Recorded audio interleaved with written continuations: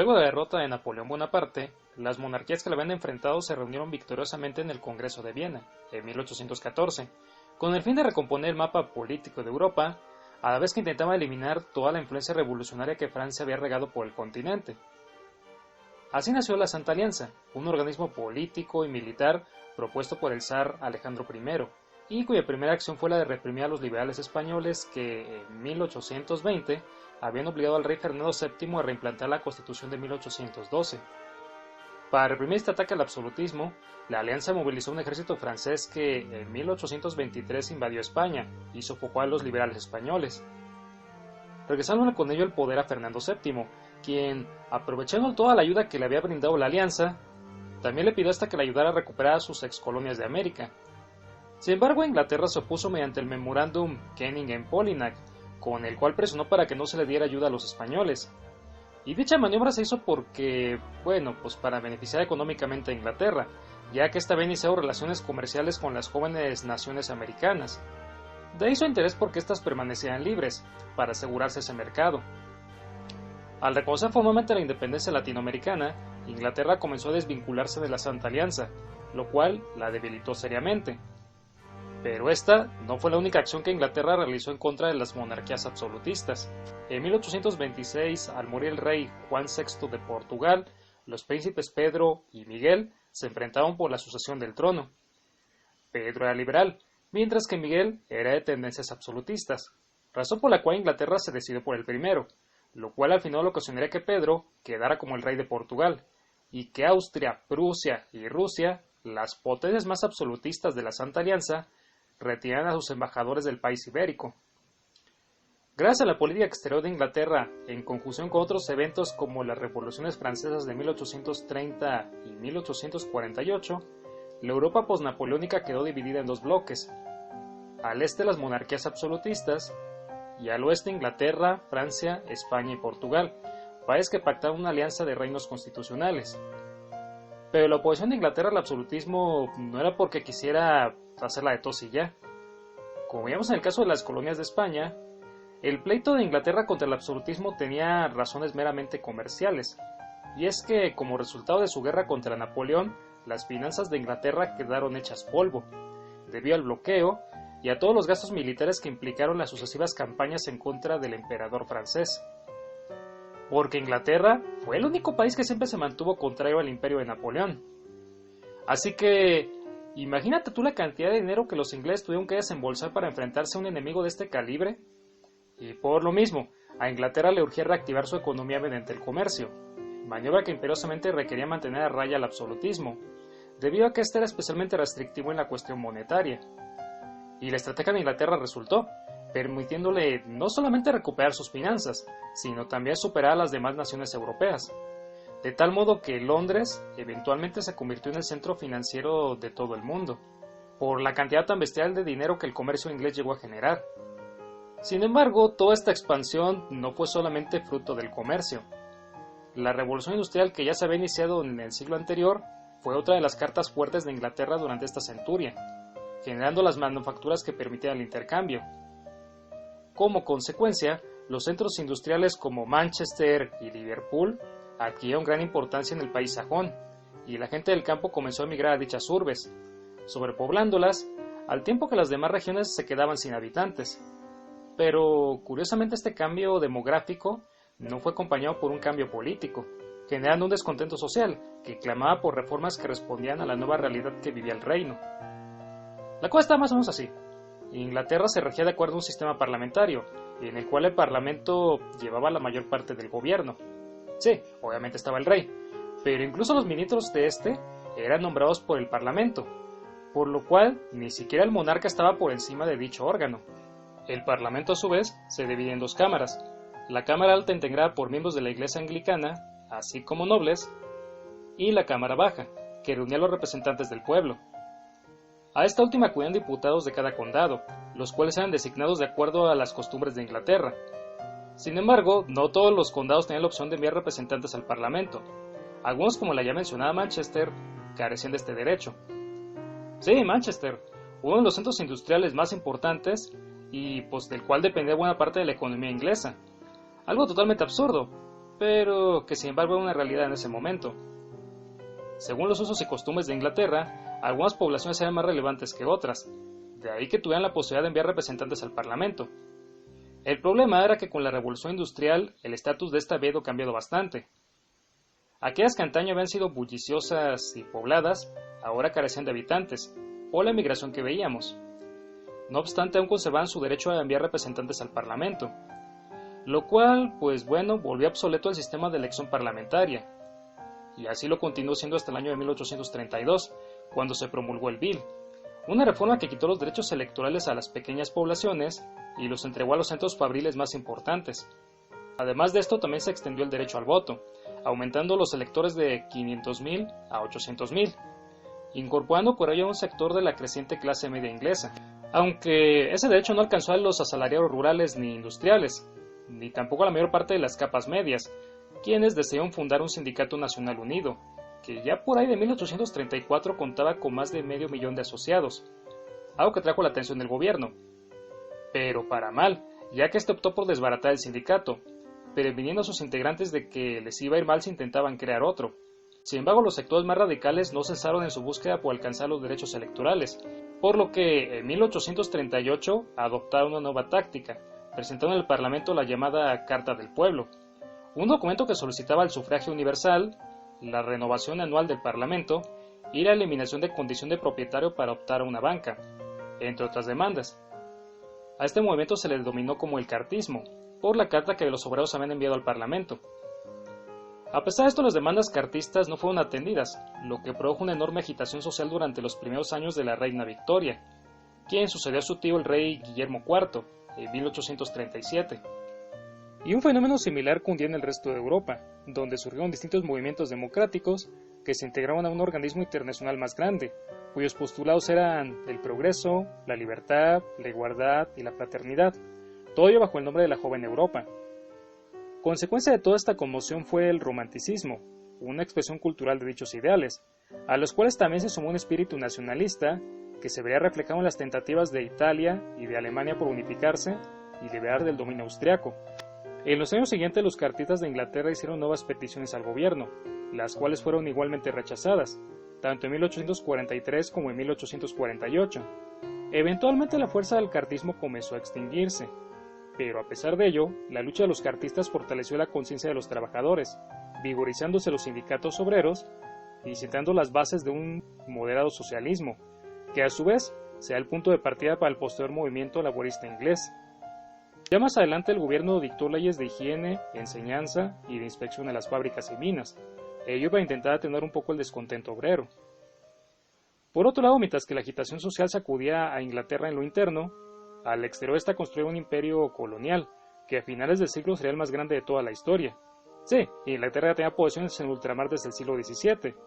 No obstante, sumó muchas más durante el siglo XIX, a diferencia de España y de Portugal, quienes perderían casi todos sus territorios durante dicha centuria. El mejor ejemplo del colonialismo inglés es sin lugar a dudas la India, país del cual la reina Victoria asumió el título de emperatriz en 1876. Posteriormente sumaron los territorios de Beluchistán, Birmania, así como los países malayos que eran vecinos de Singapur, y la región de Weijiangwei, en China, donde por cierto ya controlaban Hong Kong. Además de esas adquisiciones, Inglaterra también logró obtener privilegios comerciales con el gigante asiático, lo mismo que con Japón. Más hacia el este, en el Pacífico, los ingleses controlaban las islas Fiji, Nueva Guinea del Sudeste y el Borneo septentrional, así como Tonga. En África sus posesiones eran Cabo y Natal, junto con algunas factorías ubicadas en la costa occidental.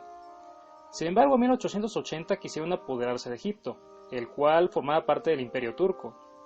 A pesar de esto, el gobernador de Egipto, Mehmed Ali, tenía cierta independencia con respecto al sultanato de Turquía, motivo por el cual pudo heredar el cargo a su hijastro Ismael, quien, una vez en el poder, emprendió un montón de obras públicas en Egipto, entre las que destacan la modernización de los puertos, la colocación de líneas telegráficas, instalación de vías férreas y, más importante aún, la construcción del Canal de Suez, que une el mar Mediterráneo con el Mar Rojo. Dicho canal fue inaugurado en 1867 y fue realizado por el ingeniero francés Fernando Lesseps, con el apoyo financiero de una sociedad anónima, en la cual el propio Ismael era uno de los accionistas. Ahora, todo esto suena muy bien, ¿verdad? Pero ¿qué crees? Que el entusiasmo de Ismael tuvo un precio, uno monetario, ya que en su afán de engrandecer a Egipto, Ismael se endeudó, contrajo deuda externa, vació las arcas del tesoro egipcio, y al final se vio incluso obligado a vender sus acciones en la Compañía del Canal de Suez, y ni aún así pudo saldar sus compromisos, lo que puso a Egipto al borde de la bancarrota. El problema aquí fue que una de las naciones a las cuales Ismael había pedido prestado era Inglaterra, que utilizando esta deuda como pretexto, intervino militarmente en Egipto, convirtiendo en otra posesión imperial. Aunque a los ingleses realmente les valía un carajo la deuda, lo que ellos querían era el canal de Suez, para reforzar su dominio sobre el Mediterráneo. Anteriormente habían ocupado el estrecho de Gibraltar y la isla de Malta, y un poco antes del canal, la isla de Chipre, por lo que la incorporación de Egipto venía a completar todo el cuadro. A partir de este momento, la ocupación británica en África creció, alcanzando Sudán, Somalia, Sinsabán, Uganda, Kenia, Rodesia y Ashanti, todas entre 1885 y 1896. Sin embargo, al sur del continente los ingleses encontraron una férrea resistencia, aunque no de parte de los pueblos africanos, sino de varios descendientes holandeses que en 1652 habían fundado la colonia del Cabo. Posteriormente, Inglaterra se apoderó de esta colonia durante las guerras napoleónicas, y los descendientes holandeses empezaron a emigrar hacia el norte, donde fundaron una república que los ingleses reconocieron como independiente en 1852. A esos descendientes de holandeses se les conoció como los Boers, y tuvieron roces permanentes con los ingleses del Cabo, principalmente por cuestiones territoriales y porque los Boers descubrieron importantes yacimientos de oro y de diamantes en su territorio. Y los ingleses, pues obviamente no querían quedarse sin estas riquezas, así que pues comenzaron a invadir la República Sudafricana de Transvaal, el estado fundado por los Boers, y Orange, otro ente político creado por los Boers junto al río del mismo nombre. Como respuesta, los Boers de Orange y de Transvaal se aliaron en 1889 para enfrentarse a los invasores. Al final, los Boers perdieron, e Inglaterra se terminó quedando con toda la parte sur de África, lugar donde poco después se unirían el Cabo, Natal, Transvaal y Orange, en la Unión Sudafricana, la cual sería un dominio autónomo dentro del Imperio inglés. Estos dominios autónomos tenían un gobernador designado por la metrópoli. No obstante, dictaban sus propias leyes y decidían sobre sus asuntos internos. Aún estos dominios también eran Canadá, Australia, Terranova, Labrador y Nueva Zelanda, lugares que, al igual que en la Unión Sudafricana, estaban más compuestos de pobladores blancos de origen europeo que de pueblos originarios, y las restantes posiciones del imperio se dividían en colonias, bases militares, así como navales y protectorados. Las colonias dependían directamente de la corona, tenían autoridades nativas, sí, pero estaban sometidas a un residente inglés. Algunos protectorados eran ejercidos por una colonia próxima a ellos, o por una compañía autorizada por el gobierno inglés para la exploración de territorios. Este fue el caso de la dirigida por Cecil Rhodes, que colonizó la región que luego sería Rodesia, y de la Compañía de Níger, que hizo lo mismo en lo que más tarde se llamaría el Protectorado de Nigeria. A finales del siglo XIX los dominios de Inglaterra comprendían casi una cuarta parte de la superficie mundial. Sin embargo, además de su poder militar, también llegó a alcanzar otras regiones como América Latina, mediante su influencia económica, la cual se traducía en inversiones, préstamos e intercambios.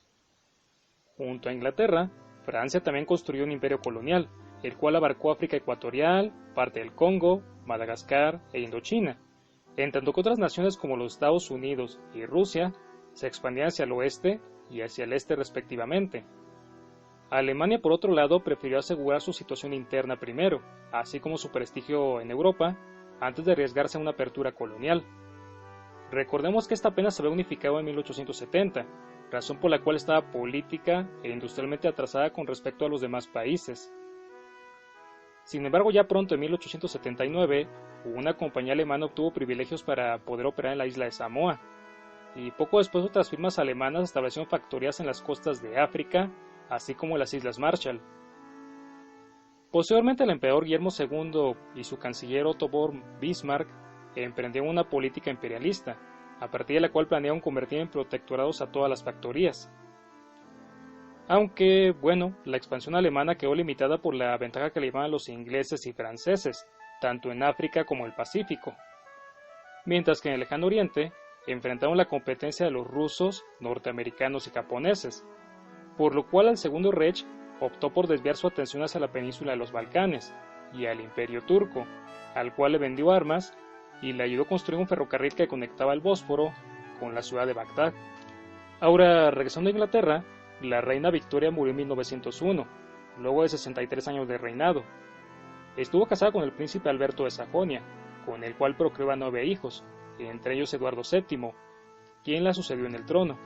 Durante su reinado, Eduardo llevó a cabo 2 tipos de gobierno, primero uno unionista y después uno liberal.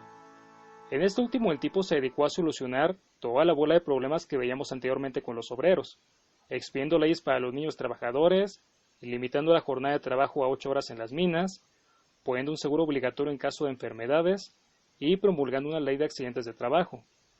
Con esta maniobra, Eduardo alivió mucho del malestar social que venía desde los tiempos de su madre, pero a la vez transformó al liberalismo inglés y lo volvió en un caso bastante curioso, ya que el liberalismo en general se manifiesta por la no intervención del Estado en la economía. Sin embargo, en el de Eduardo, este dejó que el gobierno se metiera en la economía, porque se percibía que esto era algo necesario para que el negocio funcionara bien. A la par de todo lo anterior, Eduardo también aumentó considerablemente las fuerzas militares y navales, por temor a entrar en un conflicto bélico con algún país europeo. Que bueno, la posibilidad de guerra siempre la había desde el medievo, pero la tensión de aquellos tiempos tenía una característica distinta a la de otros siglos, debido a la capacidad que tenían las potencias europeas para poder expandirse por el mundo. Francia e Inglaterra tenían posesiones en Asia, lo mismo que en África, donde además estaban metidos los belgas y los portugueses. O sea que salvo en el continente americano, en cualquier otro lugar del planeta te encontrabas a un imperio europeo rozándose con otro imperio europeo. Y en ese contexto las rivalidades y las broncas territoriales pues eran inevitables. Y si no venía la guerra era nada más porque las potencias gestionaban esto mediante alianzas y tratados de paz. ¿Qué digo? Las rivalidades de todos proseguían, y a veces entre los miembros de un mismo bloque, pero estaban más controladas, por así decirlo. Solamente en la rebelión de los Boxers se juntaron Alemania, Francia, Rusia e Inglaterra, para ponerle un estate quieto a China, que la había agarrado contra los occidentales. Pero pues nada más ahí. Ciertamente las últimas 2 décadas del 19 y la primera del 20 fueron una paz sostenida con alfileres, y luego peor que la industria les permitía crear armas en mayor cantidad, de tal modo que los arsenales crecieron de una manera exorbitante, generando una desconfianza que hacía que cada uno se viviera con el dedo pegado al gatillo. Ningún país europeo quería la guerra realmente, pero tampoco ninguno dejaba de fabricar armas, todo con tal de satisfacer a sus respectivos nacionalismos. Al final, el débil equilibrio internacional fue roto por un incidente, el asesinato del archiduque Francisco Fernando en Sarajevo, Bosnia, lo que devendría en la Primera Guerra Mundial, en la cual participarían los 2 bloques más importantes de la época. La Triple Alianza integrada por Alemania, Italia y Austria-Hungría, y la Triple Entente, compuesta por Rusia, Francia e Inglaterra.